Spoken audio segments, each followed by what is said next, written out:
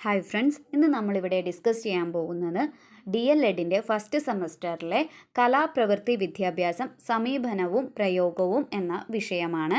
ഈ പേപ്പറിലെ മുഴുവൻ ടോപ്പിക്കുകളും നമ്മൾ ഈ വീഡിയോയിൽ ഡിസ്കസ് ചെയ്യുന്നുണ്ട്. അതായത് കലാവിദ്യാഭ്യാസത്തിലെ 2 യൂണിറ്റും പ്രവൃത്തി വിദ്യാഭ്യാസത്തിലെ 3 യൂണിറ്റും നമ്മളിവിടെ ഡിസ്കസ് ചെയ്യുന്നുണ്ട്. അപ്പോൾ എല്ലാവരും വീഡിയോ സ്കിപ്പ് ചെയ്യാതെ കാണുക.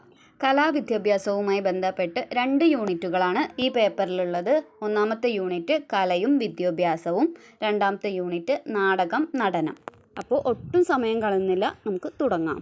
കലയും വിദ്യാഭ്യാസവും എന്ന യൂണിറ്റിൽ കലയുടെ പ്രാധാന്യം, പ്രസക്തി, കലയുടെ വിഭാഗങ്ങൾ, ശിശുകല എന്താണ്, പഠന സമീപനങ്ങൾ ഏതെല്ലാമാണ്, വിവിധ മേഖലകൾ, കലയുമായി ബന്ധപ്പെട്ടുള്ള വിവിധ മേഖലകൾ എന്തെല്ലാമാണ്, കലാപഠനവും പഠന വൈകല്യങ്ങളും, ഇങ്ങനെയുള്ള ചെറിയ ചെറിയ ടോപ്പിക്കുകളാണ് ഈ യൂണിറ്റിൽ നമുക്ക് പഠിക്കാനുള്ളത്. ആദ്യം തന്നെ നമുക്ക് ആർട്ട് എന്ന പദം ഉടലെടുത്തത് എങ്ങനെയാണെന്ന് നോക്കാം. ആർട്ട് എന്ന് പറഞ്ഞാൽ കല. ആർട്സ് എന്ന ലാറ്റിൻ പദത്തിൽ നിന്നാണ് കല എന്നർത്ഥം വരുന്ന ആർട്ട് എന്ന പദം ഉടലെടുത്തത്. അപ്പോൾ ചിലപ്പോൾ നമ്മളോട് ചോദിക്കും വൺ വേർഡായിട്ട് ഏത് ഭാഷയിൽ നിന്നാണ് ആർട്ട് എന്ന പദം ഉടലെടുത്തിട്ടുള്ളത്. അപ്പോൾ എന്താണ്? ലാറ്റിൻ എന്ന ഭാഷയിൽ നിന്നാണ്, ലാറ്റിൻ പദത്തിൽ നിന്നാണ് ആർട്ട് എന്ന പദം ഉടലെടുത്തത്. നിത്യജീവിതത്തിൽ കലയുടെ പ്രാധാന്യം ഏതാണ്? ഇങ്ങനെ ഒരു ചോദ്യം നമുക്ക് പരീക്ഷയ്ക്ക് പ്രതീക്ഷിക്കാം. എന്താണ് നിത്യജീവിതത്തിൽ കലയുടെ പ്രാധാന്യം? ഒന്ന് ചിന്തിച്ചു നോക്കൂ. ഷോർട്ട് ആൻസർ ടൈപ്പിലോ എസ്സേ ടൈപ്പിലോ ആണ് ഇങ്ങനത്തെ ചോദ്യം നമുക്ക് പ്രതീക്ഷിക്കാം. ഈ ചോദ്യത്തിൻ്റെ ഉത്തരം എഴുതുവാനായി നിങ്ങൾ 6 പോയിന്റ് മനസ്സിൽ കരുതുക. വാസസ്ഥലം, ഭക്ഷണം, വസ്ത്രം, തൊഴിൽ, വിനോദം, ആഘോഷം. ഈ 6 പോയിന്റ് നമ്മൾ ആദ്യം എഴുതിയിട്ട് ഇതിൻ്റെ വിവരണം നൽകുകയാണ് വേണ്ടത്. എന്തൊക്കെയാണ്? വാസസ്ഥലം ഉണ്ടാക്കുന്നതിൽ കലയ്ക്ക് പ്രാധാന്യമുണ്ടോ? ഉണ്ട് അല്ലേ? നമ്മളുടെ എല്ലാവരുടെയും വീട് ഒരുപോലെയാണോ? അല്ല. ഓരോരോ വീടും ഓരോരോ ഡിസൈനിലാണ്. ഈ ഡിസൈന് തീരുമാനിക്കുന്നത് ഇൻറ്റീരിയർ ഡിസൈൻ ആയിക്കോട്ടെ, വീടിൻ്റെ ഷേപ്പ് ആയിക്കോട്ടെ, എല്ലാത്തിനും കലയുടെ പ്രാധാന്യമില്ലേ? അപ്പോൾ ഇതങ്ങോട്ട് വിവരിച്ചാൽ മതി. അടുത്തത് ഭക്ഷണത്തിൽ എങ്ങനെയാണ് കലയുടെ പ്രാധാന്യം? പാചകം തന്നെ ഒരു കലയാണ് അല്ലേ? അത് ഉണ്ടാക്കുന്നതും അതിനുശേഷം സെർവ് ചെയ്യുന്നതും ഒക്കെ ഒരു കലയാണ്. അടുത്തതായിട്ടുള്ളത് വസ്ത്രത്തിൽ കലയുടെ പ്രാധാന്യമുണ്ടോ? ഉണ്ട് അല്ലേ? വസ്ത്രം ഡിസൈൻ ചെയ്യുന്നു, അതിനുശേഷം ആ ഡിസൈനനുസരിച്ച് നമ്മളുടെ വസ്ത്രം നെയ്തെടുക്കുകയാണ് ചെയ്യുക അല്ലേ? അടുത്ത പോയിൻ്റാണ് തൊഴിലിന് കലയുമായി ബന്ധമുണ്ടോ? ഉണ്ട് അല്ലേ? കലയുമായി ബന്ധപ്പെട്ട ധാരാളം തൊഴിലുകൾ നമുക്ക് ചുറ്റുമുണ്ട് അല്ലേ? ഡാൻസ് ടീച്ചർ, മ്യൂസിക് ടീച്ചർ, കലാകാരന്മാർ, അങ്ങനെ എത്രയെത്ര ജോലികളാണ്, തൊഴിലുകളാണ് കലയുമായി ബന്ധപ്പെട്ടിട്ടുള്ളത് അല്ലേ? അടുത്ത പോയിന്റ് വിനോദം എന്ന് പറയുമ്പോൾ സിനിമ ഒരു വിനോദമല്ലേ? നമുക്ക് സന്തോഷം ഉണ്ടാക്കുന്ന കാര്യങ്ങളാണ് വിനോദത്തിൽ ഉൾപ്പെടുന്നത്. അപ്പോൾ അതിൽ സിനിമ എന്ന് പറയുന്നത് കലയുടെ ഒരു സൃഷ്ടിയാണ് അല്ലേ? അപ്പോൾ വിനോദവുമായി എങ്ങനെയാണ് കല ബന്ധപ്പെട്ടിട്ടുള്ളത് എന്ന് മനസ്സിലായില്ലേ? അവസാനത്തെ പോയിന്റ് ആഘോഷം. ഇപ്പോൾ ഒരു കല്യാണം നമ്മളൊന്ന് ആലോചിച്ച് നോക്കി, ആഘോഷങ്ങളുമായി ബന്ധപ്പെട്ട് കലയ്ക്ക് പ്രാധാന്യം ഉണ്ടോയെന്ന്. വിവാഹമായി ബന്ധപ്പെട്ടിട്ടുള്ള ഒപ്പന, കോൽക്കളി, ഇപ്പോൾ സ്റ്റേജുകളിലുള്ള നൃത്തങ്ങൾ, പാട്ട്, ഇവയെല്ലാം എന്തിനുദാഹരണമാണ്? കലകളുടെ പ്രാധാന്യത്തെക്കുറിച്ച് അല്ലേ? നമ്മുടെ നിത്യജീവിതത്തിൽ കലയുടെ പ്രാധാന്യത്തെക്കുറിച്ച് നമുക്ക് എഴുതാൻ പറ്റുന്ന ചില പോയിന്റ്സുകൾ മാത്രമാണ് ഇത്. തന്നെ എഴുതണം എന്നില്ല. അപ്പോൾ ഒന്നും കിട്ടിയിട്ടില്ലെങ്കിൽ നമുക്ക് എന്ത് എഴുതാം? ഈ ഒരു 6 പോയിന്റ് ഉള്ളിലുണ്ടായാൽ മതി. എന്തൊക്കെ?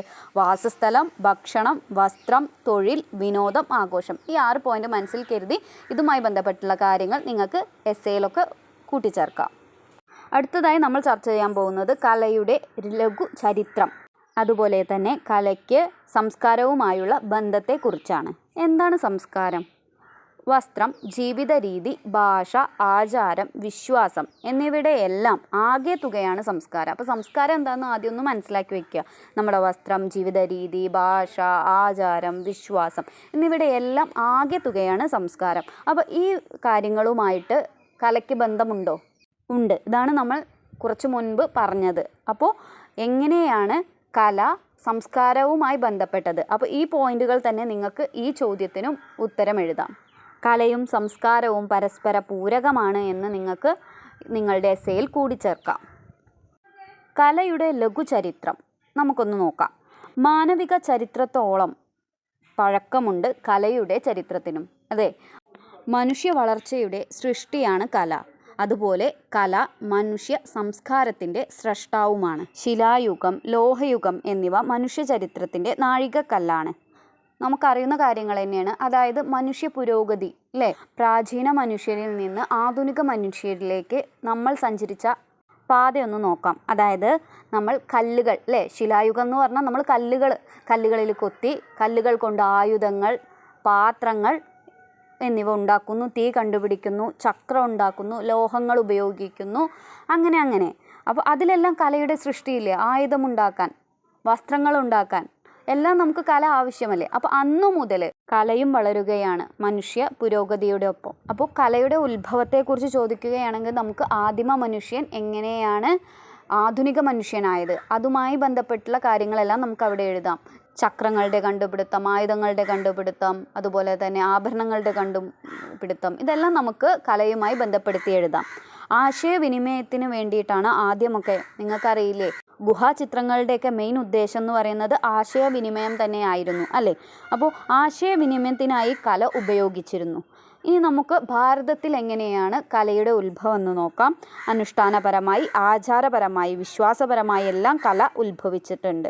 ഭാരതത്തിൽ ക്ഷേത്രം, പുരാണം ഇവയുമായി ബന്ധപ്പെട്ടൊക്കെയാണ് കല ഉത്ഭവിച്ചിട്ടുള്ളത്. കലകളെ നമുക്ക് രണ്ടായി തിരിക്കാം: ശാസ്ത്രീയ കല, പ്രാദേശിക കല. ശാസ്ത്രീയ കല എന്ന് പറഞ്ഞാൽ ക്ഷേത്രം, പുരാണം എന്നിവയുമായി ബന്ധപ്പെട്ടതാണ്. ശാസ്ത്രീയമായി ചിട്ടപ്പെടുത്തിയ കലകളാണ് ശാസ്ത്രീയ കല. ഇവയെ മാർഗി എന്നും വിളിക്കുന്നു. പ്രാദേശികമായി വികസിച്ച കലയാണ് ദേശി. അപ്പോൾ പ്രാദേശികമായി വികസിച്ച കലയെ ദേശി എന്നും ശാസ്ത്രീയമായി ചിട്ടപ്പെടുത്തിയിട്ടുള്ള കലകളെ മാർഗി എന്നും വിളിക്കുന്നു. ഇനി നമുക്ക് കേരളത്തിൽ എങ്ങനെയാണ് കല ഉത്ഭവിച്ചത് എന്ന് നോക്കാം. ക്ഷേത്രങ്ങളെ കേന്ദ്രീകരിച്ചു തന്നെയാണ് കേരളത്തിലും കല വളർന്നത്.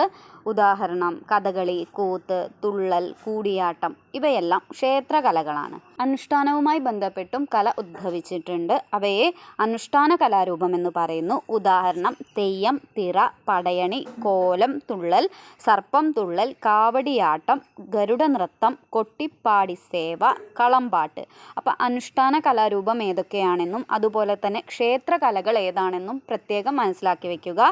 കഥകളി, കൂത്ത്, തിടമ്പു നൃത്തം, തുള്ളൽ, കൂടിയാട്ടം എന്നിവ ക്ഷേത്രകലകളും തെയ്യം, തിറ, പടയണി, കോലം തുള്ളൽ, സർപ്പം തുള്ളൽ, കാവടിയാട്ടം, ഗരുഡ നൃത്തം, കൊട്ടിപ്പാടി സേവ, കളംപാട്ട് എന്നിവ അനുഷ്ഠാന കലകളുമാണ്. അപ്പോൾ ചിലപ്പോൾ ഉദാഹരണത്തിന് നമ്മളോട് ഇങ്ങനെയൊക്കെ ചോദിക്കാം: തെയ്യം ഒരു ക്ഷേത്രകലയാണോ അനുഷ്ഠാന കലയാണോ, അല്ലെങ്കിൽ പടയണി ഒരു അനുഷ്ഠാന കലാരൂപമാണോ, ശരിയോ തെറ്റോ, അങ്ങനെയുള്ള ചോദ്യങ്ങളൊക്കെ നമുക്ക് പ്രതീക്ഷിക്കാം. അപ്പോൾ അതൊക്കെ ഒന്ന് കൃത്യമായിട്ട് ഏതെല്ലാമാണ് അനുഷ്ഠാന കലാരൂപം, ഏതൊക്കെ ക്ഷേത്ര കലകൾ ഏതെല്ലാം, അതൊന്ന് കൃത്യമായി മനസ്സിലാക്കി വയ്ക്കുക. അതുപോലെ തന്നെ കളരിപ്പയറ്റ് എന്നത് ആയോധന കലയാണ്. അപ്പോൾ ആയോധന കലയ്ക്ക് ഉദാഹരണമാണ് കളരിപ്പയറ്റ്.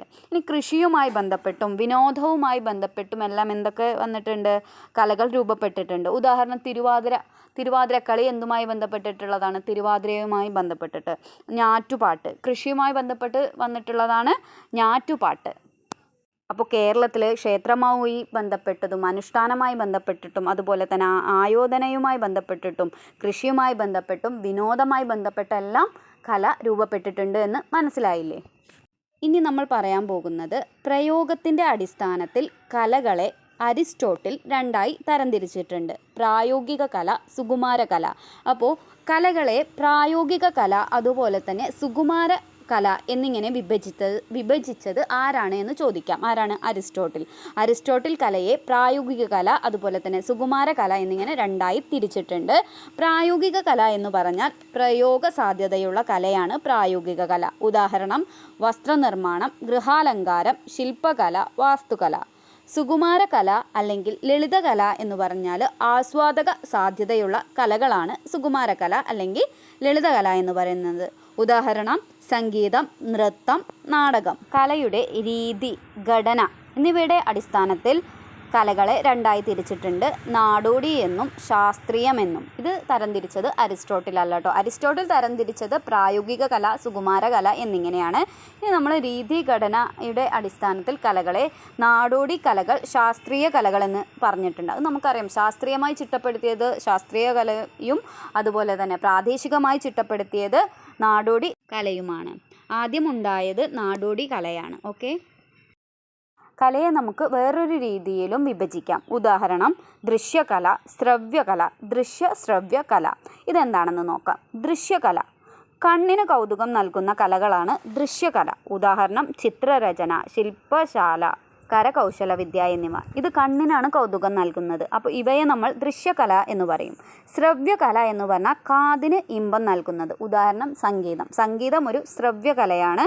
ചിത്രരചന ഒരു ദൃശ്യകലയാണ്. ഇനി ദൃശ്യ ശ്രവ്യ കല. ദൃശ്യവും ശ്രവ്യവും ഒരുമിച്ച്, അതായത് കണ്ണിനും കാതിനും ഒരുപോലെ ആസ്വാദ്യകരമായതാണ് ദൃശ്യ ശ്രവ്യകല. ഉദാഹരണം നിങ്ങൾക്കറിയാം, നാടകം, നൃത്തങ്ങൾ ഒക്കെ എന്തിനു ഉദാഹരണമാണ്? ദൃശ്യ ശ്രവ്യ കലയ്ക്ക് ഉദാഹരണമാണ്. നാടോടി കലകളെ നമുക്ക് മൂന്നായി പറയാം. അനുഷ്ഠാനപരമായി ഉണ്ടായിട്ടുള്ളത്. ഉദാഹരണം ചുവർ ചിത്രം, കാവടിയാട്ടം, കളമെഴുത്ത്, കോലം വരയ്ക്കൽ. തൊഴിൽപരമായിട്ടുള്ള നാടോടി കലകളാണ് വിളവെടുപ്പ്, ഞാറ്റുപാട്ടൊക്കെ അല്ലേ. വിനോദപരമായി ഉണ്ടായിട്ടുള്ളതാണ് തിരുവാതിര. ശാസ്ത്രീയ കലകളെക്കുറിച്ച് ഒന്നുകൂടി നോക്കാം. നാട്യശാസ്ത്രപ്രകാരം ചിട്ടപ്പെടുത്തിയ കലകളാണ് ശാസ്ത്രീയ കല. ഉദാഹരണത്തിന് ഇപ്പോൾ നമ്മൾ ഭരതനാട്യം പഠിക്കുകയാണെങ്കിൽ അതിൽ കുറേ നിയമങ്ങളുണ്ട് അല്ലേ. തട്ടടവ്, നാട്ടടവ്, കുതിയടവ്, അങ്ങനെ ഒരു സ്റ്റെപ്പ് കഴിഞ്ഞാലേ നമുക്ക് അടുത്തത് പഠിക്കാൻ പറ്റൂ. അങ്ങനെ പഠിച്ച് അരങ്ങേറ്റവും കഴിഞ്ഞാൽ മാത്രമേ ഉള്ളൂ നമ്മൾ ഭരതനാട്യമൊക്കെ നമുക്ക് സ്റ്റേജുകളിൽ അവതരിപ്പിക്കാൻ കഴിയുള്ളൂ. ഇങ്ങനെ ഒരു ചിട്ട അല്ലെങ്കിൽ നിയമങ്ങൾ, കൃത്യമായി എഴുതിയിട്ടുള്ള നിയമങ്ങളും ചിട്ടകളൊന്നും എന്തിനുണ്ടാവില്ല? നാടോടി കലകൾക്ക് ഉണ്ടാവില്ല അല്ലേ. നാടൻപാട്ടൊക്കെ എന്തിനു ഉദാഹരണമാണ്? നാടോടി കലകൾക്ക് ഉദാഹരണമാണ്. ഭരതനാട്യം, മോഹിനിയാട്ടം എന്നിവയെല്ലാം ശാസ്ത്രീയ കലകൾക്ക് ഉദാഹരണമാണ്. ഇനി നമുക്ക് പഠിക്കാനുള്ളത് എന്താണ് ശിശുകല എന്നാണ്. കുട്ടികളെ ഉദ്ദേശിച്ച് രൂപപ്പെടുത്തിയിട്ടുള്ള കലാരൂപമാണ് ശിശുകല. കുട്ടികളുടെ ശാരീരികവും ബുദ്ധിപരവും മാനസികവും വൈകാരികപരവുമായ വികസനത്തിന് സഹായിക്കുന്ന കലകളെയാണ് ശിശുകല എന്ന് പറയുന്നത്. അതായത് കുട്ടികളുടെ വളർച്ചയ്ക്ക് സഹായിക്കുന്ന കലകൾ, അവയെ നമുക്ക് ശിശുകല എന്ന് വിളിക്കാം. ഉദാഹരണത്തിന് ചിത്രകല, സംഗീതം, നൃത്തം, നാടകം ഇവയെല്ലാം ശിശുകലയ്ക്ക് ഉദാഹരണമാണ്. എന്താണ് കലയുടെ പ്രസക്തി? എന്തിനാണ് കലാവിദ്യാഭ്യാസം? ഇതിൻ്റെ പ്രാധാന്യം എന്ത്? ഇവയെല്ലാം നമുക്ക് മനസ്സിലാക്കണം അല്ലേ. സാംസ്കാരിക ബോധം, അതുപോലെ തന്നെ മൂല്യബോധം വളർത്താൻ കലകൾ സഹായിക്കും അല്ലേ. നമ്മുടെ സംസ്കാരവുമായി ബന്ധപ്പെട്ടിട്ടുള്ളതാണ് കല എന്ന് നമ്മൾ ആദ്യം പഠിച്ചിട്ടുണ്ട്. അപ്പോൾ ഈ സംസ്കാരം, നമ്മളുടെ പൈതൃകം, ഇവ മനസ്സിലാക്കാനും സംസ്കാരങ്ങൾ മനസ്സിലാക്കി അവയെ ബഹുമാനിക്കാനും മൂല്യബോധം വളർത്താനും കല സഹായിക്കുന്നു. അതുപോലെ തന്നെ ആത്മവിശ്വാസം. നമ്മൾ ആദ്യമായിട്ടൊരു സ്റ്റേജിൽ പോയി ഒരു കല അവതരിപ്പിക്കുമ്പോൾ എന്തായാലും നമുക്ക് ടെൻഷൻ ഉണ്ടായിരിക്കും അല്ലേ. ആദ്യമായി പ്രസംഗിക്കുമ്പോൾ, ആദ്യമായി പാട്ട് പാടുമ്പോൾ നമുക്ക് ടെൻഷൻ ഉണ്ടാവും. പക്ഷേ പിന്നെ നമ്മളത് ചെയ്ത് നമുക്ക് ടെൻഷൻ അല്ലേ ഇല്ലാതെയാവുന്നു. നമ്മളുടെ ആത്മവിശ്വാസം വളർത്തും. മറ്റുള്ളവരുടെ മുന്നിൽ നിൽക്കാനുള്ളൊരു ധൈര്യം നമുക്ക് കല ഉണ്ടാക്കിത്തരും. അതുപോലെ തന്നെ പഠനത്തിന് ഉത്സാഹം ഉണ്ടാക്കുന്നു. എല്ലാ കുട്ടികൾക്കും പഠനം ഒരുപോലെ ആവണമെന്നില്ല അല്ലേ. കുറച്ച് പിന്നോക്കമുള്ളവരുണ്ടാവും. അപ്പോൾ പഠനവുമായി ബന്ധപ്പെട്ടിട്ടുള്ള കാര്യങ്ങൾ, പഠിക്കാനുള്ള കാര്യങ്ങൾ കലയുമായി ബന്ധപ്പെടുത്തി, ഇപ്പോൾ ഒരു റോൾ പ്ലേയോ ഒരു നാടകീകരണം അല്ലേ, ഒരു പാഠഭാഗത്തെ നാടകമാക്കി ചെയ്യുമ്പോൾ പഠിക്കാൻ ചിലപ്പോൾ കുറച്ച് താല്പര്യം കുറവുള്ള കുട്ടികൾ കൂടി നാടകത്തിൽ അഭിനയിക്കാനുള്ള ഇഷ്ടം കാരണം ആ പാഠഭാഗം നന്നായി വായിച്ച് മനസ്സിലാക്കും അല്ലേ. അപ്പോൾ അതിന് പഠനത്തിന് ഉത്സാഹം ഉണ്ടാക്കാനും അന്യരെ അംഗീകരിക്കുക എന്ന് പറഞ്ഞാൽ ഒരു കഴിവുള്ള ഒരാളെ അംഗീകരിക്കാൻ അല്ലേ നമുക്ക് കലയിലൂടെ സാധിക്കും. അപ്പോൾ മൂല്യബോധം വളർത്താനും സാംസ്കാരിക ബോധം വളർത്താനും സർഗാത്മകത വളർത്താൻ അല്ലേ, ക്രിയേറ്റിവിറ്റി വർദ്ധിപ്പിക്കാൻ എല്ലാം നമുക്ക് കലാവിദ്യാഭ്യാസം അത്യാവശ്യമാണ്. കേരള പാഠ്യപദ്ധതി ചട്ടക്കൂട് പ്രകാരം എന്തു പറഞ്ഞിട്ടുണ്ട്? കലയെ ഒരു വിഷയമായിട്ട് തന്നെ കണക്കാക്കണമെന്ന് പറഞ്ഞിട്ടുണ്ട്. 10ാം ക്ലാസ് വരെ കലാവിദ്യാഭ്യാസത്തെ ഒരു വിഷയമാക്കണം എന്ന് പ്രത്യേകം പറഞ്ഞിട്ടുണ്ട്. എന്തിനു വേണ്ടിയിട്ടൊക്കെയാണ് കേരള പാഠ്യപദ്ധതി ചട്ടക്കൂടിൽ അങ്ങനെ പറഞ്ഞിട്ടുള്ളത്? മൂല്യബോധം, സാമൂഹിക വീക്ഷണം ഇവ സൃഷ്ടിക്കാൻ കലാവിദ്യാഭ്യാസം വേണം. അതുപോലെ തന്നെ സാംസ്കാരിക ബോധം വളർത്താൻ, സർഗാത്മകത വളർത്താൻ, മൾട്ടിമീഡിയ ഉപയോഗപ്പെടുത്തിയുള്ള പഠനം സാധ്യമാവാൻ കലാവിദ്യാഭ്യാസം ആവശ്യമാണെന്ന് കേരള പാഠ്യപദ്ധതി ചട്ടക്കൂടിൽ പറഞ്ഞിട്ടുണ്ട്. അതുപോലെ തന്നെ മുതലിയാർ കമ്മീഷൻ, കോത്താരി കമ്മീഷൻ എന്നിവ കലാവിദ്യാഭ്യാസത്തിന് പ്രാധാന്യമുണ്ടെന്ന് പറഞ്ഞിട്ടുണ്ട്. കോത്താരി കമ്മീഷനെക്കുറിച്ചും മുതലിയാർ കമ്മീഷനെക്കുറിച്ചൊക്കെ നിങ്ങൾ ഫിലോസഫിയിൽ പഠിച്ചിട്ടുണ്ടാവും. അപ്പോൾ നമ്മളിതിൽ പറയേണ്ടത്, നമ്മളോട് ചിലപ്പോൾ ചോദിക്കും മുതലിയാർ കമ്മീഷൻ, അതുപോലെ തന്നെ കോത്താരി കമ്മീഷൻ, കേരള പാഠ്യപദ്ധതി ചട്ടക്കൂട്, ഇതിലൊക്കെ കലാവിദ്യാഭ്യാസത്തെ പ്രൊമോട്ട് ചെയ്യാൻ പറഞ്ഞിട്ടുണ്ടോ? അപ്പോൾ നമ്മൾ പറയണം യെസ് ഉണ്ട്, കലാവിദ്യാഭ്യാസത്തെ പ്രോത്സാഹിപ്പിക്കണം, അതൊരു വിഷയമായി തന്നെ 10ാം ക്ലാസ് വരെ പഠിപ്പിക്കണമെന്ന് ഇതിലെല്ലാം പറഞ്ഞിട്ടുണ്ട്. അതിൻ്റെ ഭാഗമായിട്ടാണ് നമുക്ക് കല എന്നൊരു വിഷയം 10ാം ക്ലാസ് വരെ ഉള്ളത്. പക്ഷേ കല എന്ന വിഷയത്തിന് അത്ര പ്രാധാന്യം നമ്മളുടെ സ്കൂളുകളിൽ ഇന്ന് കൊടുക്കുന്നുണ്ടോ? ഇല്ല. അന്തസ്സുയർത്തുന്ന ഒരു ഉപകരണം മാത്രമാകുന്നുണ്ട് കല, അല്ലേ? നമുക്കറിയാം, നമ്മൾ സബ് ജില്ല, ജില്ല, സംസ്ഥാന തലം അങ്ങനെ ഗ്രേസ് മാർക്ക് കിട്ടാനുള്ള ഒരു ഉപകരണം മാത്രമായിട്ട് കലയെ കാണുന്നുണ്ട് ഇന്ന്, അല്ലേ? നമ്മളുടെ സയൻസ്, സോഷ്യൽ, ഗണിതം ഈ വിഷയങ്ങൾക്ക് നൽകുന്ന അതേ പ്രാധാന്യത്തോടെ നമ്മൾ കലാവിദ്യാഭ്യാസത്തെ ഇപ്പോഴും കാണുന്നില്ല. പക്ഷെ അങ്ങനെ തന്നെ ഒരു വിഷയമായി തന്നെ നമ്മൾ കലയെ കാണണമെന്ന് ഈ മുതലിയാർ കമ്മീഷൻ, കോത്താരി കമ്മീഷൻ, കേരള പാഠ്യപദ്ധതി ചട്ടക്കൂടിലൊക്കെ പറയുന്നുണ്ട്. അതുകൊണ്ടാണ് അതിന് പ്രത്യേകം പിരീഡുകൾ സ്കൂളുകളിൽ ഉള്ളത്. തിയേറ്റർ സാധ്യത എന്ന് പറഞ്ഞിട്ടുള്ള ഒരു ഭാഗം കൂടി പാഠപുസ്തകത്തിലുണ്ട്. അതായത് പാഠങ്ങൾ നാടകവൽക്കരിക്കൽ, റോൾ പ്ലേ നടത്തൽ, അഭിനയം, സ്വയം വികാസത്തിൻ്റെ കൂടെ തന്നെ ചുറ്റുപാടുമുള്ള ലോകത്തിനെ മനസ്സിലാക്കാൻ, ഇവയെല്ലാം എന്തിൻ്റെ ഭാഗമാണ്? തിയേറ്ററിൻ്റെ ഭാഗമാണ്. അപ്പോൾ പാഠങ്ങൾ നാടകവൽക്കരിക്കൽ, റോൾ പ്ലേ, അഭിനയം ഇതെല്ലാം എന്തിൽ ഉൾപ്പെടുന്നുണ്ട്? തിയേറ്ററിൽ ഉൾപ്പെടുന്നുണ്ട്. ഇത് കൂടെ ഒന്ന് മനസ്സിലാക്കി വയ്ക്കുക. ഇനി നമ്മൾ പഠിക്കാൻ പോകുന്നത് കലാപഠനം എന്നത് ഒരു വിഷയമായി കരുതുമ്പോൾ നമ്മൾ എങ്ങനെയാണ് ആ വിഷയത്തെ സമീപിക്കേണ്ടത്, കലാപഠനവുമായി ബന്ധപ്പെട്ടുള്ള പഠന സമീപനങ്ങൾ ഏതെല്ലാം? ഇത് പരീക്ഷയ്ക്ക് ചോദിക്കാറുള്ള ചോദ്യമാണ്. പ്രീ പ്രൈമറി മുതൽ ഹയർ സെക്കൻഡറി വരെ കലയെ ഒരു മുഖ്യ പാഠ്യ വിഷയമായി എടുക്കണം. അനുഭവാധിഷ്ഠിതമാവണം കലാപഠനം. അതായത് അനുഭവങ്ങളിൽ നിന്ന് കുട്ടി അറിവ് നേടണം. ബാക്കി വിഷയങ്ങളിലും നമ്മൾ അനുഭവാധിഷ്ഠിതം എന്ന് പഠിച്ചിട്ടുണ്ടായിരിക്കും. അതായത് കഥകളിയെക്കുറിച്ച് നമ്മളൊരു ക്ലാസ് എടുക്കുകയാണ്, അതിനെക്കുറിച്ച് ഇങ്ങനെ വിവരിച്ചു കൊടുത്താൽ മതിയോ? പോരാ. അതിനേക്കാൾ എത്രയോ ഗുണമായിരിക്കും നമ്മളൊരു കഥകളി നേരിട്ട് കുട്ടികളെ കൊണ്ടുപോയി കാണിച്ചു കൊടുക്കുന്നത്, അല്ലേ? അപ്പോൾ അത് അനുഭവാധിഷ്ഠിതമായിരിക്കണം കലാപഠനം. സർഗാത്മകത വളർത്താൻ സഹായിക്കുന്നതായിരിക്കണം കലാപഠനം, അല്ലേ? നമ്മളെ പോസ്റ്റർ, കൊളാഷ് ഇങ്ങനെയുള്ള പ്രവർത്തനങ്ങളെല്ലാം എന്താണ്? കലാപഠനത്തിൻ്റെ ഭാഗമായിട്ടുള്ളതാണ്. ഇതൊക്കെ നമ്മളുടെ ക്രിയേറ്റിവിറ്റി വർദ്ധിപ്പിക്കാൻ, അപ്പോൾ ക്രിയേറ്റിവിറ്റി വർദ്ധിപ്പിക്കാൻ സഹായിക്കുന്നതായിരിക്കണം കലാപഠനം. അതുപോലെ തന്നെ ബഹുമുഖ ബുദ്ധി വികാസം. ബഹുമുഖ ബുദ്ധി വികാസത്തെക്കുറിച്ച് നിങ്ങൾ പഠിച്ചിട്ടുണ്ടായിരിക്കും. ഹൊവാർഡ് ഗാർഡ്നറുടെയാണ് ബഹുമുഖ ബുദ്ധി വികാസം. ഇത് സൈക്കോളജിയിൽ ഡീറ്റെയിൽ ആയി പഠിക്കുന്നുണ്ട്. അപ്പോൾ കലാപഠനത്തോടെ നമുക്ക് ഭാഷാപരമായ ബുദ്ധി, സംഗീതപരമായ ബുദ്ധി, ദൃശ്യസ്ഥലപരമായ ബുദ്ധി, ശാരീരിക ചലനപരമായ ബുദ്ധി, ഈ ബുദ്ധിയെല്ലാം വികാസം പ്രാപിക്കാൻ അല്ലെങ്കിൽ വികസിക്കാൻ എന്ത് സഹായിക്കണം? കലാപഠനം സഹായിക്കണം. ദൃശ്യസ്ഥലപരമായ ബുദ്ധി എന്ന് പറഞ്ഞാൽ എന്താണ്? വിവിധ രൂപം തയ്യാറാക്കാൻ, കൊളാഷ് നിർമ്മാണം, പോസ്റ്റർ നിർമ്മാണം, ഇതിലൂടെയൊക്കെ എന്ത്? ദൃശ്യസ്ഥലപര ബുദ്ധി വളർത്തിയെടുക്കാൻ സാധിക്കും. അതുപോലെ തന്നെ സംഗീതം കേൾക്കുക, ആസ്വദിക്കുക, പാടുക, ഇതിലൂടെ സംഗീതപരമായ ബുദ്ധി വികസിക്കും. ശാരീരിക ചലനപരമായ ബുദ്ധി എങ്ങനെയാണ് വികസിക്കുക? നാടകത്തിലൂടെയും നൃത്തം ഇതൊക്കെ പ്രാക്ടീസ് ചെയ്യുന്നതിലൂടെ ശാരീരിക ചലനപരമായ ബുദ്ധി വികാസം സംഭവിക്കും. ഇങ്ങനെയുള്ള ബുദ്ധിയുടെ എല്ലാം വികാസത്തിന് സഹായകമാകണം കലാപഠനം. പ്രവർത്തനത്തിലൂടെയാണ് കലാപഠനം സാധ്യമാവുകയുള്ളൂ. അതുകൊണ്ട് തന്നെ പ്രക്രിയാബന്ധിതമാകണം കലാപഠനം. അതുപോലെ ഉദ്ഗ്രഥിതം എന്ന് പറഞ്ഞാൽ എന്താ?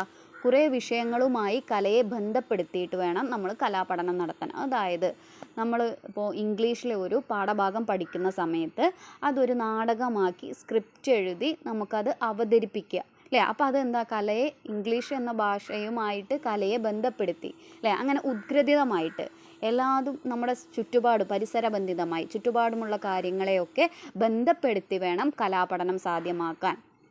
ഇതിൽ ഏറ്റവും ഇമ്പോർട്ടൻ്റ് ആയിട്ടുള്ള കാര്യം ശിശു കേന്ദ്രീകൃതമാകണം, അല്ലേ? കുട്ടികൾക്ക് ഇഷ്ടമുള്ളത്, കുട്ടികളുടെ പ്രായത്തിനനുസരിച്ചിട്ടുള്ളത്, കുട്ടികളുടെ താല്പര്യത്തിനനുസരിച്ചിട്ടുള്ള കലാപഠനമാണ് വേണ്ടത്. കുട്ടികളുടെ താല്പര്യത്തിനും പ്രായത്തിനും ഒന്നും അനുസരിച്ചല്ല നമ്മൾ കലാപഠനം നടത്തുന്നത് എങ്കിൽ അതുകൊണ്ട് വലിയ ഗുണമുണ്ടോ? ഇല്ല, ഒരു ഗുണം ഉണ്ടാവില്ല. അപ്പോൾ കുട്ടികളുടെ പ്രകൃതത്തിന് അനുസരിച്ചുള്ള കലാപഠനമാണ് വേണ്ടത്. അപ്പോൾ ഇതൊക്കെയാണ് കലാപഠനവുമായി ബന്ധപ്പെട്ടിട്ടുള്ള സമീപനങ്ങൾ. ഒന്നുകൂടി പറയാം: അനുഭവാധിഷ്ഠിതം, പ്രക്രിയാബന്ധിതം, സർഗാത്മകത, ശിശുകേന്ദ്രീകൃതം, ബഹുമുഖ ബുദ്ധി വികാസം, ഉദ്ഗ്രഥിതം. കലാപഠനത്തിൻ്റെ വിവിധ മേഖലകൾ ഏതെല്ലാമാണ് എന്നാണ് ഇനി നമ്മൾ പഠിക്കാൻ പോകുന്നത്. ചിത്രകല, സംഗീതം, നൃത്തം, നാടകം എന്നിവയാണ് കലാപഠനത്തിൻ്റെ വിവിധ മേഖലകൾ. ചിത്രകല എന്താണെന്ന് എല്ലാവർക്കും അറിയാലോ. ദ്വിമാന പ്രതലത്തിൽ വെളിച്ചം, നിഴൽ എന്നിവ ഉചിതമായി ഉപയോഗിച്ച് സൃഷ്ടിക്കുന്ന രൂപങ്ങളാണ് ചിത്രകല. നമുക്കറിയാം, ചിത്രം വരയ്ക്കുക, അത് നിറം നൽകുക എന്നിവയാണ് ചിത്രകലയിൽ ഉൾപ്പെടുന്നത്. പെൻസിൽ ഡ്രോയിങ്, കാർട്ടൂൺ ഡ്രോയിങ്, ജലച്ചായം, എണ്ണച്ചായം എല്ലാം ഇതിൽ ഉൾപ്പെടുന്നു. അടുത്തത് സംഗീതം. വിവിധ സംഗീത രൂപങ്ങളെ പരിചയപ്പെടലാണ് ഇതിൽ നടക്കുന്നത്. വിവിധ സംഗീതങ്ങളുണ്ട് അല്ലേ? ദേശഭക്തി ഗാനം, നാടൻ പാട്ട്, ശാസ്ത്രീയ സംഗീതം, അതുപോലെ തന്നെ സംഗീതജ്ഞരെ തിരിച്ചറിയുക. ഇതാണ് ഇതിൽ നമുക്ക് കലാപഠനത്തിൽ ആവശ്യമുള്ളത്. ചിത്രകലയിലാണെങ്കിലോ ചിത്രകാരന്മാരെ അറിയാൻ നമുക്കത് കലാപഠനം സഹായകമാകണം. സംഗീതമാവുമ്പോൾ സംഗീതജ്ഞരെ പരിചയപ്പെടാൻ ഇതൊരു അവസരം കുട്ടികൾക്ക് നൽകണം. ഇനി നൃത്തം. വിവിധ നൃത്തരൂപങ്ങൾ, നാടോടി നൃത്തം, ശാസ്ത്രീയ നൃത്തം, നാടോടി നൃത്തങ്ങൾ ഇവയെല്ലാം പരിചയപ്പെടുത്തണം അല്ലേ? പിന്നെ അടുത്ത മേഖലയാണ് നാടകം. ക്രിയാപ്രധാനമായ കലയാണിത്. നാടകം രചിച്ച് അവതരിപ്പിക്കൽ, വിവിധ വിഭാഗങ്ങൾ മനസ്സിലാക്കുക. നാടകത്തിൻ്റെ വിവിധ വിഭാഗങ്ങളുണ്ട്. ഏകാംഗ നാടകം, ഏകാഭിനയം, തെരുവ് നാടകം എന്നിങ്ങനെ. അങ്ങനെയുള്ള വിവിധ തരം നാടകങ്ങൾ പരിചയപ്പെടലാണ് കലാപഠനത്തിലൂടെ സാധ്യമാകേണ്ടത്. ഇനി നമ്മൾ പറയാൻ പോകുന്നത് കലാവിദ്യാഭ്യാസം എങ്ങനെയാണ് വിലയിരുത്തേണ്ടത്. നമുക്കറിയാം, നിരന്തരവും സമഗ്രവുമായ വിലയിരുത്തൽ തന്നെയാണ് കലാവിദ്യാഭ്യാസത്തിലും വേണ്ടത്. പങ്കാളിത്തം, അതുപോലെ തന്നെ പ്രകടനം എന്നിവയ്ക്ക് ഇമ്പോർട്ടൻസ് നൽകിയിട്ടുള്ള വിലയിരുത്തലാണ് കലാവിദ്യാഭ്യാസത്തിൽ വേണ്ടത്. കലാപഠനത്തിലൂടെ ബഹുമുഖ ബുദ്ധി വികാസം സാധ്യമാകുന്നു. ഇത് ശരിയാണോ തെറ്റാണോ? ശരിയാണ് അല്ലേ? ദൃശ്യസ്ഥലപരമായ ബുദ്ധി, ഭാഷാപരമായ ബുദ്ധി, സംഗീതപരമായ ബുദ്ധി, ശാരീരിക ചലനപരമായ ബുദ്ധി എന്നിവ വികസിക്കാൻ കലാപഠനം സഹായിക്കുന്നു. ഉദാഹരണം, ദൃശ്യസ്ഥലപരമായ ബുദ്ധി. പോസ്റ്റർ നിർമ്മാണം, കൊളാഷ് നിർമ്മാണം എന്നിവയിലൂടെ ദൃശ്യസ്ഥലപരമായ ബുദ്ധി വികസിക്കുന്നു. സംഗീതം കേൾക്കുക, ആസ്വദിക്കുക ഇവ സംഗീതപരമായ ബുദ്ധിയുടെ വികാസത്തിന് സഹായിക്കുന്നു. നൃത്തം, നാടകം എന്നിവ ശാരീരിക ചലനപരമായ ബുദ്ധിയുടെ വികാസത്തിന് സഹായിക്കുന്നു. പഠന വൈകല്യങ്ങൾ ഏതെല്ലാമാണെന്ന് നിങ്ങൾക്കറിയാം. ഡിസ്ലെക്സിയ, ഡിസ്ഗ്രാഫിയ, ഡിസ്കാൽക്കുലിയ ഇവയെല്ലാമാണ് പഠന വൈകല്യങ്ങൾ. ഡിസ്ലെക്സിയ എന്ന് പറഞ്ഞാൽ വായനയുടെ വികസനത്തിനുള്ള ക്രമക്കേടാണ് ഡിസ്ലെക്സിയ. ഡിസ്ഗ്രാഫിയ എന്നാൽ എഴുതുന്നതിലുള്ള ക്രമക്കേട്. ഡിസ്കാൽക്കുലിയ എന്നാൽ കണക്ക് ചെയ്യുന്നതിനുള്ള ക്രമക്കേട്. അപ്പോൾ 3 പഠന വൈകല്യങ്ങൾ നമ്മൾ പഠിച്ചു. അത് ചോദിക്കാറുണ്ട്.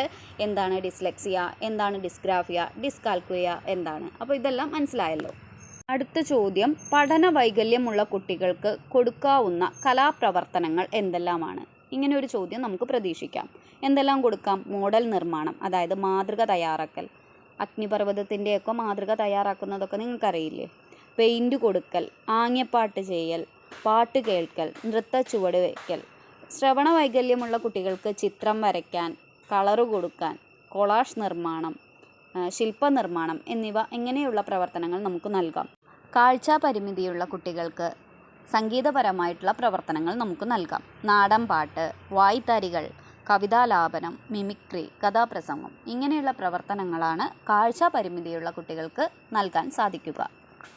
അങ്ങനെ കലയും വിദ്യാഭ്യാസവും എന്ന 1ാമത്തെ യൂണിറ്റ് ഇവിടെ അവസാനിക്കുകയാണ്. കലയുടെ പ്രാധാന്യം, ഉത്ഭവം, അതുപോലെ തന്നെ കലയുടെ വിഭാഗങ്ങൾ, ശിശുകല എന്താണ്, പഠന സമീപനങ്ങൾ ഏതെല്ലാമാണ്, ഈ കാര്യങ്ങളെല്ലാം എല്ലാവർക്കും കൃത്യമായി മനസ്സിലായില്ലേ? അടുത്ത യൂണിറ്റ് എന്ന് പറയുന്നത് നാടകം, നടനം എന്ന യൂണിറ്റാണ്. ഇത് ചെറിയൊരു യൂണിറ്റാണ്. ആകെ 2 യൂണിറ്റുകളാണ് കലാപഠനത്തിൽ നമുക്കുള്ളത്.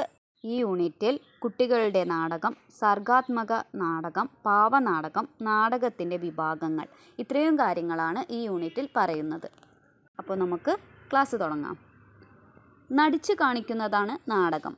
സംഭാഷണത്തേക്കാൾ അഭിനയത്തിനാണ് നാടകത്തിൽ പ്രാമുഖ്യം. ഇതൊക്കെ എല്ലാവർക്കും അറിയുന്ന കാര്യങ്ങൾ തന്നെയാണ്. നാടകം ഒരു മിശ്രകലയാണ്. ഇത് ശരിയാണോ തെറ്റാണോ? ശരിയാണ്. നാടകം ഒരു മിശ്രകലയാണ്. അഭിനയം, നൃത്തം, വേഷവിധാനം, ശില്പം, ചിത്രം എന്നിവ ഇതിലുണ്ട്. അതുകൊണ്ട് തന്നെ നാടകം ഒരു മിശ്രകലയാണ്.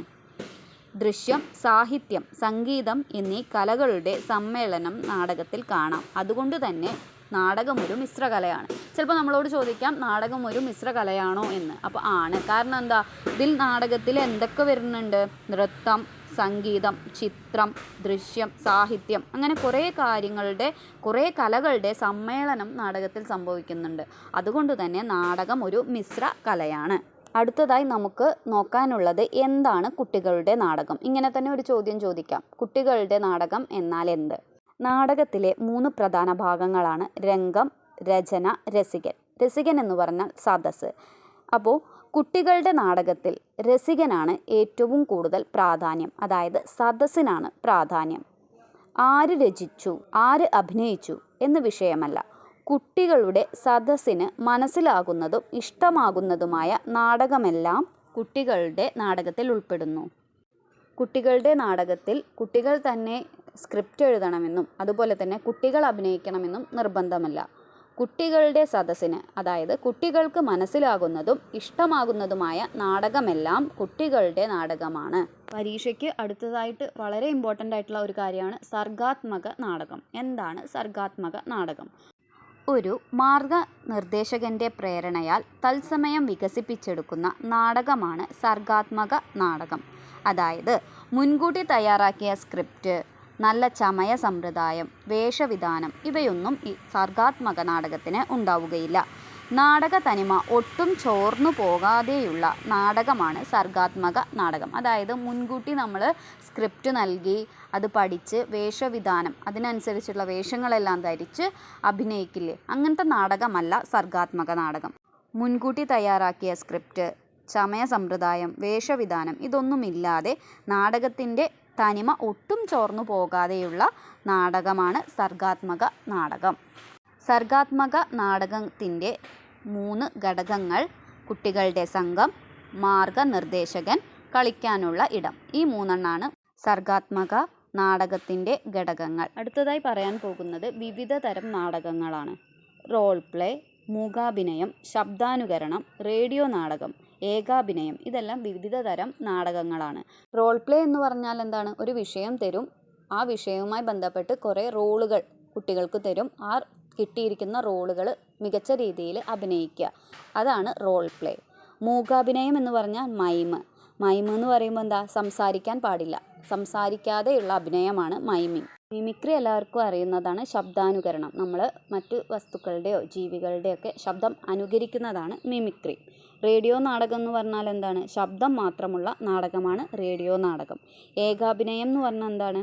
ഒരു നടൻ മാത്രം അഭിനയിക്കുന്നു, അതായത് വിവിധ കഥാപാത്രങ്ങളാവുക അല്ലേ, ഒരു നടൻ തന്നെ വിവിധ കഥാപാത്രങ്ങളാകുന്ന നാടകമാണ് ഏകാഭിനയം. ഓക്കെ, അപ്പോൾ വിവിധ തരം നാടകങ്ങൾ ഏതെല്ലാമാണെന്ന് എല്ലാവർക്കും മനസ്സിലായില്ലേ? അടുത്തതായി നമ്മൾ ചർച്ച ചെയ്യാൻ പോകുന്നത് പാവനാടകത്തെക്കുറിച്ചാണ്. എന്താണ് പാവനാടകം? നാടകത്തിന് പാവകളെ ഉപയോഗിക്കുന്നതാണ് പാവനാടകം. പാവനാടകം തയ്യാറാക്കുന്ന ഘട്ടങ്ങൾ. പാവനാടകത്തിൻ്റെ ഘട്ടങ്ങൾ ഏതെല്ലാമാണെന്ന് നോക്കാം. 1. ആശയം തിരഞ്ഞെടുക്കൽ. 2. കഥാപാത്രങ്ങൾ, കഥാരൂപീകരണം. 3. സ്ക്രിപ്റ്റ് രചന. 4. പാവനിർമ്മാണം. 5. റിഹേഴ്സൽ. 6. അവതരണം. മനസ്സിലായില്ലേ? ആദ്യം എന്താ? ഒരു ആശയം ഉണ്ടാവണം, അതിനനുസരിച്ച് കഥാപാത്രങ്ങൾ, അതുപോലെ തന്നെ കഥ രൂപീകരിക്കണം. കഥ ഉണ്ടാവണം, അതുപോലെ തന്നെ കഥാപാത്രങ്ങളൊക്കെ തീരുമാനിക്കണം. അതിനുശേഷം കഥാപാത്രങ്ങൾ തീരുമാനിച്ചാൽ എന്താ വേണ്ടത്? സ്ക്രിപ്റ്റ് അല്ലേ? സ്ക്രിപ്റ്റ് എഴുതണം. അതിനുശേഷം എന്താ? സ്ക്രിപ്റ്റിനനുസരിച്ചിട്ടുള്ള പാവകളെ നിർമ്മിക്കണം. അതിനുശേഷം അത് റിഹേഴ്സ് ചെയ്യണം. റിഹേഴ്സലിന് ശേഷം എന്താണ്? അവതരിപ്പിക്കുക, സ്റ്റേജിൽ അവതരിപ്പിക്കുക. ഇതാണ് പാവനാടകത്തിൻ്റെ ഘട്ടങ്ങൾ. പാവനാടകത്തിൽ ഏതു തരം പാവകളെ നമുക്ക് ഉപയോഗിക്കാം? കയ്യുറ പാവ, വിരൽ പാവ, ചരടുപയോഗിച്ച് ചലിക്കുന്ന പാവ, ഇങ്ങനെ ധാരാളം പാവകളെ നമുക്ക് പാവനാടകത്തിന് ഉപയോഗിക്കാം. നാടകം, നടനം എന്ന യൂണിറ്റിൽ അപ്പം നമ്മൾ കുട്ടികളുടെ നാടകത്തെക്കുറിച്ചും സർഗാത്മക നാടകത്തെക്കുറിച്ചും വിവിധ തരം നാടകങ്ങളെക്കുറിച്ചും പാവനാടകത്തെക്കുറിച്ചുമെല്ലാം ഡീറ്റെയിൽ ആയിട്ട് ചർച്ച ചെയ്തു. അങ്ങനെ നമ്മുടെ 1ാം സെമസ്റ്ററിലുള്ള കലാവിദ്യാഭ്യാസത്തെക്കുറിച്ചുള്ള 2 യൂണിറ്റുകളും കംപ്ലീറ്റ് ആയിട്ടുണ്ട്. അടുത്തത് നമ്മൾ പറയാൻ പോകുന്നത് പ്രവൃത്തി വിദ്യാഭ്യാസത്തെക്കുറിച്ചാണ്. പ്രവൃത്തി വിദ്യാഭ്യാസത്തിൽ 3 ചാപ്റ്ററുകൾ, 3 യൂണിറ്റുകളാണ് നമുക്ക് പഠിക്കാനുള്ളത്. 1ാമത്തെ യൂണിറ്റ് അധ്വാനവും മനുഷ്യ പുരോഗതിയും. 2ാമത്തെ യൂണിറ്റ് പ്രവൃത്തി വിദ്യാഭ്യാസം, പ്രാധാന്യം, ലക്ഷ്യങ്ങൾ, ചരിത്രം, കാഴ്ചപ്പാട്, മനഃശാസ്ത്ര പശ്ചാത്തലം, സമീപനം. 3ാമത്തെ യൂണിറ്റ് പ്രവൃത്തി വിദ്യാഭ്യാസത്തിലെ വിഷയ മേഖലകൾ. ആദ്യം നമുക്ക് അധ്വാനവും മനുഷ്യ പുരോഗതിയും എന്ന യൂണിറ്റ് നോക്കാം. ഇതിൽ പറയുന്നത് മനുഷ്യ പുരോഗതിക്ക് അധ്വാനം ആവശ്യമാണ് എന്നാണ്. അതായത് മനുഷ്യ പുരോഗതിക്ക് അധ്വാനം വളരെ പ്രധാനപ്പെട്ടതാണ്. അധ്വാനവും മനുഷ്യ പുരോഗതിയും തമ്മിൽ അഭേദ്യമായ ബന്ധമുണ്ട്. ആദിമ മനുഷ്യൻ അധ്വാനത്തിലൂടെയാണ് ആധുനിക മനുഷ്യനായത്. മനസ്സിലായോ? അതായത് നിങ്ങളോട് ചോദിക്കുകയാണ് അധ്വാനവും മനുഷ്യ പുരോഗതിയും തമ്മിൽ വല്ല ബന്ധം ഉണ്ടോ എന്ന് ചോദിച്ചാൽ നമുക്ക് എന്ത് പറയണം? വളരെ അഭേദ്യമായ ബന്ധമാണ് ഇവ തമ്മിലുള്ളത്. ഈ അധ്വാനത്തിലൂടെയാണ് ആദിമ മനുഷ്യൻ, പ്രാചീന മനുഷ്യൻ ആധുനിക മനുഷ്യനായത് അധ്വാനത്തിലൂടെയാണ്. അധ്വാനം ചെയ്യാതെ വെറുതെ ഇരിക്കുകയാണെങ്കിൽ തീ കണ്ടുപിടിക്കുമോ? ഇല്ല. കൃഷി ആരംഭിക്കില്ല.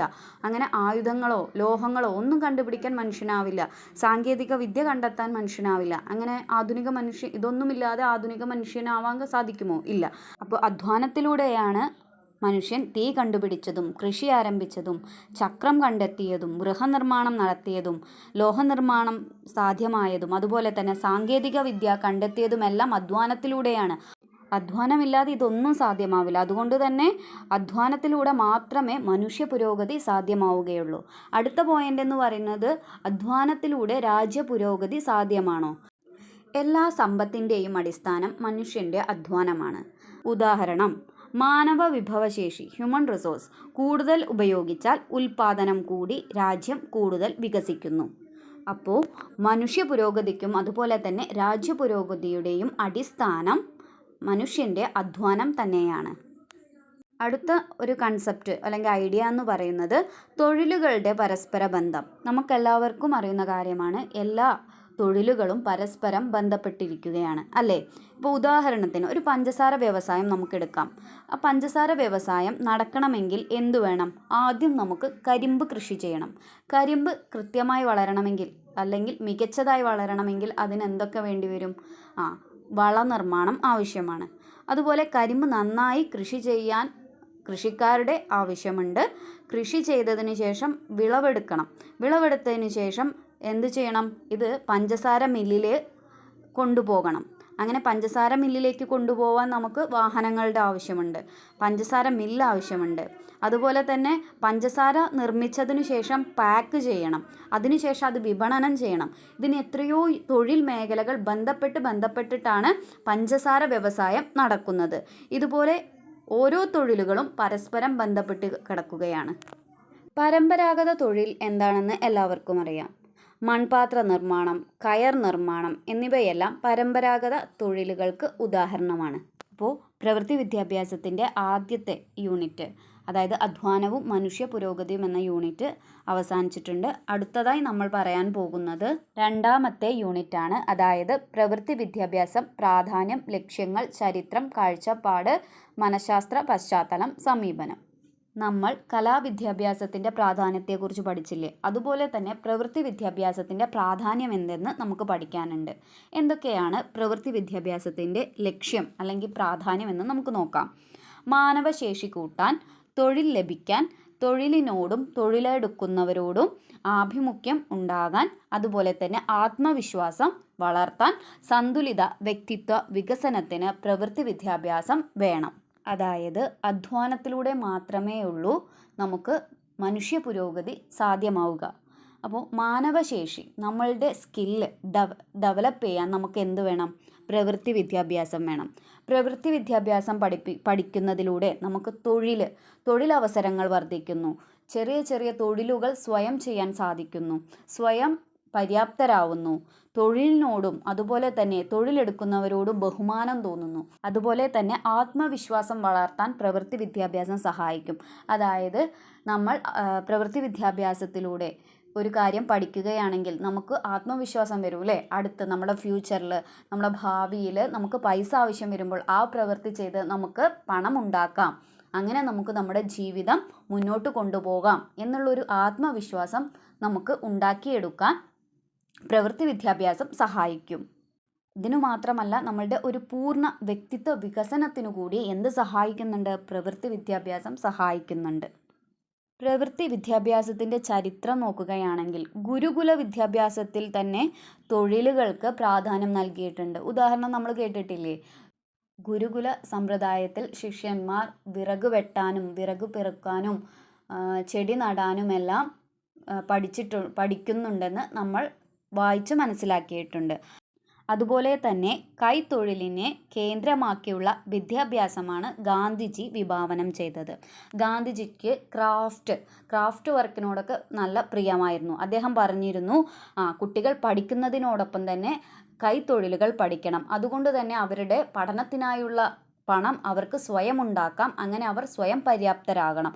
അങ്ങനെയുള്ളൊരു വിദ്യാഭ്യാസമാണ് ഗാന്ധിജി ഊന്നൽ നൽകിയിരുന്നത്. കൂടാതെ കോത്താരി കമ്മീഷനും പ്രവൃത്തി വിദ്യാഭ്യാസത്തിന് പ്രാധാന്യം നൽകണമെന്ന് പറഞ്ഞിട്ടുണ്ട്. പ്രവൃത്തി വിദ്യാഭ്യാസത്തിൽ വൺ വേർഡായിട്ട് ചോദിക്കാൻ സാധ്യതയുള്ള ഒന്നാണ് SUPWൻ്റെ ഫുൾ ഫോം. SUPWൻ്റെ full form socially useful productive work എന്നാണ്. സോഷ്യലി യൂസ്ഫുൾ പ്രൊഡക്റ്റീവ് വർക്കാണ് SUPW. അടുത്തതായി നമുക്ക് നോക്കാനുള്ളത് പഠന സമീപനമാണ്. പ്രവൃത്തി വിദ്യാഭ്യാസം എങ്ങനെയാവണം എന്നാണ് സമീപനം കൊണ്ട് ഉദ്ദേശിക്കുന്നത്. സർഗാത്മകതയ്ക്ക് ഇടമുള്ളതും ഉൽപ്പന്ന നിർമ്മാണത്തിലോ സേവനത്തിലോ എത്തിച്ചേരുന്നതുമായിരിക്കണം പ്രവൃത്തി വിദ്യാഭ്യാസം. പ്രവൃത്തി വിദ്യാഭ്യാസം കുട്ടികളുടെ സർഗാത്മകത വളർത്താൻ സഹായിക്കുന്നതായിരിക്കണം. അതുപോലെ തന്നെ ഉൽപ്പന്ന നിർമ്മാണത്തിന് സഹായിക്കുന്നതായിരിക്കണം. തനിക്കോ തൻ്റെ സൊസൈറ്റിക്കോ ആവശ്യമുള്ള ഒരു പ്രൊഡക്റ്റ് നിർമ്മിക്കാൻ സാധിക്കുന്നതായിരിക്കണം പ്രവൃത്തി വിദ്യാഭ്യാസം. കലാവിദ്യാഭ്യാസത്തിൽ നമ്മൾ പറഞ്ഞില്ലേ പഠന സമീപനം, അതുതന്നെ നമുക്ക് പ്രവൃത്തി വിദ്യാഭ്യാസത്തിലും പറയാം. ഉദാഹരണം: അനുഭവാധിഷ്ഠിതം, ആവശ്യാധിഷ്ഠിതം, പ്രക്രിയാബന്ധിതം, സർഗാത്മകത, ഉൽപ്പന്നപരം, ബഹുമുഖ ബുദ്ധി വികാസം, ഉദ്ഗ്രഥിതം, ശിശുകേന്ദ്രീകൃതം. ഇതെല്ലാം നമുക്ക് ഇതിൻ്റെയും പ്രവൃത്തി വിദ്യാഭ്യാസത്തിൻ്റെയും പഠന സമീപനത്തിൽ പറയാൻ സാധിക്കും.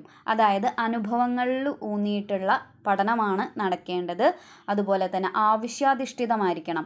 അവരുടെ ആവശ്യങ്ങൾ നിറവേറ്റാൻ കഴിയുന്നതായിരിക്കണം. അങ്ങനെയുള്ള വസ്തുക്കളുടെ നിർമ്മാണങ്ങൾക്കാണ് ഊന്നൽ നൽകേണ്ടത്. പ്രക്രിയാബന്ധിതമാകണം. അതായത് കണ്ടാൽ മാത്രം പോരാ, അത് ഉണ്ടാക്കാൻ സാധിക്കണം. പ്രവർത്തനത്തിലൂടെ, പ്രക്രിയയിലൂടെ ആ പ്രൊഡക്റ്റ് ഉൽപ്പന്നം ഉണ്ടാക്കാൻ കുട്ടികൾക്ക് കഴിയുന്നതായിരിക്കണം. സർഗാത്മകത വളർത്താൻ സഹായിക്കുന്നതായിരിക്കണം. അതുപോലെ തന്നെ ബഹുമുഖ ബുദ്ധി വികാസത്തിന് സാധ്യമാവണം. ശാരീരിക ചലനപരമായ ബുദ്ധി, അതുപോലെ തന്നെ ദൃശ്യസ്ഥലപര ബുദ്ധി എന്നിവ വികസിപ്പിക്കാൻ സാധിക്കുന്നതായിരിക്കണം പ്രവൃത്തി വിദ്യാഭ്യാസം. ഉദ്ഗ്രഥിതമാകണം. അതുപോലെ തന്നെ ശിശു കേന്ദ്രീകൃതമാകണം. കുട്ടികളുടെ പ്രായത്തിനും ഇഷ്ടത്തിനും താല്പര്യത്തിനുമനുസരിച്ചിട്ടുള്ള പ്രവർത്തനങ്ങളാണ് പ്രവൃത്തി വിദ്യാഭ്യാസത്തിൽ നൽകേണ്ടത്. അതുപോലെ തന്നെ പ്രവൃത്തി വിദ്യാഭ്യാസം മറ്റു വിഷയങ്ങളുമായി ബന്ധപ്പെടുത്തി വേണം പഠിപ്പിക്കുവാൻ. പഠന സമീപനം ഒന്നുകൂടി പറയുകയാണ്: അനുഭവാധിഷ്ഠിതമാവണം, ആവശ്യാധിഷ്ഠിതമാവണം, പ്രക്രിയാബന്ധിതമാകണം, സർഗാത്മകത വളർത്താൻ സഹായിക്കണം, ബഹുമുഖ ബുദ്ധി വികാസത്തിന് സഹായിക്കണം, ഉദ്ഗ്രഥിതമാവണം, ശിശു കേന്ദ്രീകൃതമാകണം. ഇത്രയും കാര്യങ്ങളാണ് രണ്ടാമത്തെ യൂണിറ്റിൽ നമുക്ക് പഠിക്കാനുള്ളത്. ഇനി നമ്മൾ പറയാൻ പോകുന്നത് മൂന്നാമത്തെ യൂണിറ്റാണ്. അതായത് പ്രവൃത്തി വിദ്യാഭ്യാസത്തിലെ വിഷയമേഖലകൾ. പ്രവൃത്തി വിദ്യാഭ്യാസത്തിൽ 6 വിഷയമേഖലകളാണ് ഉള്ളത്. 1 ആഹാരവും കൃഷിയും, 2 ആരോഗ്യവും ആരോഗ്യ പരിപാലനവും, 3 വസ്ത്രധാരണം, 4 പാർപ്പിടം, 5 വിനോദം, 6 സേവനം, ഉപയോഗയോഗ്യമായ വസ്തുക്കളുടെ നിർമ്മാണം. ഇങ്ങനെ 6 വിഷയമേഖലകളാണ് ഉള്ളത്. ഈ 6 പോയിന്റും കൃത്യമായി പഠിച്ചിരിക്കണം. ഇത് ചിലപ്പോൾ ഇങ്ങനെ തന്നെ ചോദിക്കാം: വിഷയമേഖലകൾ, പ്രവൃത്തി വിദ്യാഭ്യാസത്തിലെ വിഷയമേഖലകൾ ഏതെല്ലാം എന്ന് തന്നെ ചോദിക്കാം. അപ്പോൾ ഈ 6 ആഹാരവും കൃഷിയും, ആരോഗ്യവും ആരോഗ്യ പരിപാലനവും, വസ്ത്രധാരണം, പാർപ്പിടം, വിനോദം, സേവനം, ഉപയോഗയോഗ്യമായ വസ്തുക്കളുടെ നിർമ്മാണം. അത് രണ്ടും ഒറ്റ പോയിന്റാണ് കേട്ടോ. സേവനം, ഉപയോഗയോഗ്യമായ വസ്തുക്കളുടെ നിർമ്മാണം. ഇങ്ങനെ 6 മേഖലകളാണ് ഇതിന് ഉള്ളത്. ഓരോ മേഖലയുടെയും കുറച്ച് ഉദാഹരണങ്ങൾ കൂടി നമുക്ക് മനസ്സിലാക്കാം. ആഹാരവും കൃഷിയും. ഈ മേഖലയിൽ എന്തെല്ലാമാണ് വരുന്നത്? പച്ചക്കറി തോട്ട നിർമ്മാണം, ജൈവ കീടനാശിനി നിർമ്മാണം, ജൈവവള നിർമ്മാണം, ഇങ്ങനത്തെ കാര്യങ്ങളെല്ലാം ആഹാരവും കൃഷിയും എന്ന മേഖലയിൽ ഉൾപ്പെടുന്നു. ആരോഗ്യവും ആരോഗ്യ പരിപാലനവും എന്ന മേഖലയിൽ ഉൾപ്പെടുന്നതാണ് മാസ്ക് നിർമ്മാണം, സോപ്പ് നിർമ്മാണം എന്നിവ. വസ്ത്രധാരണം എന്ന മേഖലയിൽ ഉൾപ്പെടുന്നതാണ് ഫാബ്രിക് പെയിൻറ് ചെയ്യൽ, അതുപോലെ തന്നെ എംബ്രോയിഡറി എല്ലാം. അടുത്ത മേഖലയാണ് പാർപ്പിടം. ഇതിൽ വരുന്നത് ഗൃഹാലങ്കാര വസ്തുക്കളുടെ നിർമ്മാണം, അതായത് ബോട്ടിൽ പെയിൻറ്റിങ്, ഫ്ലവർ വേസ് നിർമ്മാണം, പെൻസിൽ ട്രേ നിർമ്മാണം എന്നിവ. അടുത്ത മേഖല വിനോദമാണ്. ഇതിൽ വരുന്നത് ഒറിഗാമി എന്നത് എല്ലാവർക്കും അറിയുന്നതാണ്. പേപ്പറുകൾ ഉപയോഗിച്ച് വ്യത്യസ്ത രൂപങ്ങൾ ഉണ്ടാക്കുന്ന രീതിയെയാണ് നമ്മൾ ഒറിഗാമി എന്ന് പറയുന്നത്. അതുപോലെ തന്നെ കളിമണ്ണ് ഉപയോഗിച്ച് വ്യത്യസ്ത രൂപങ്ങൾ ഉണ്ടാക്കുന്നതൊക്കെ വിനോദത്തിലാണ് ഉൾപ്പെടുന്നത്. സേവനം, ഉപയോഗയോഗ്യമായ വസ്തുക്കളുടെ നിർമ്മാണം എന്ന മേഖലയിൽ വരുന്നത് നോട്ട് പുസ്തക നിർമ്മാണം, അതുപോലെ തന്നെ പേപ്പർ ബാഗ് നിർമ്മാണം എന്നിവയാണ്. ഈ 6 മേഖലകളെക്കുറിച്ചും കൃത്യമായ ഡീറ്റെയിൽ ആയിട്ട് നമ്മൾ സെക്കൻഡ് സെമസ്റ്ററിൽ പഠിക്കുന്നുണ്ട്. അപ്പോൾ ഫസ്റ്റ് സെമസ്റ്ററിൽ ഇതിൻ്റെ പേരുകൾ മാത്രമേ നമുക്ക് പഠിക്കാനുള്ളൂ. ഒന്നാം സെമസ്റ്ററിലെ കലാപ്രവൃത്തി വിദ്യാഭ്യാസം സമീപനവും പ്രയോഗവും എന്ന പേപ്പറിലെ എല്ലാ ടോപ്പിക്സും നമ്മളിവിടെ ചർച്ച ചെയ്തിട്ടുണ്ട്. അപ്പോൾ ഈ ടോപ്പിക്കുമായി ബന്ധപ്പെട്ടിട്ടുള്ള നിങ്ങളുടെ സംശയം അതുപോലെ തന്നെ നമ്മളുടെ ക്ലാസ്സിനെ കുറിച്ചിട്ടുള്ള അഭിപ്രായങ്ങൾ കമൻറ്റ് ബോക്സിൽ രേഖപ്പെടുത്തണം. അങ്ങനെ നമ്മളുടെ ക്ലാസ് ഇന്നിവിടെ വൈൻഡപ്പ് ചെയ്യുകയാണ്. അപ്പോൾ എല്ലാവർക്കും നന്ദി.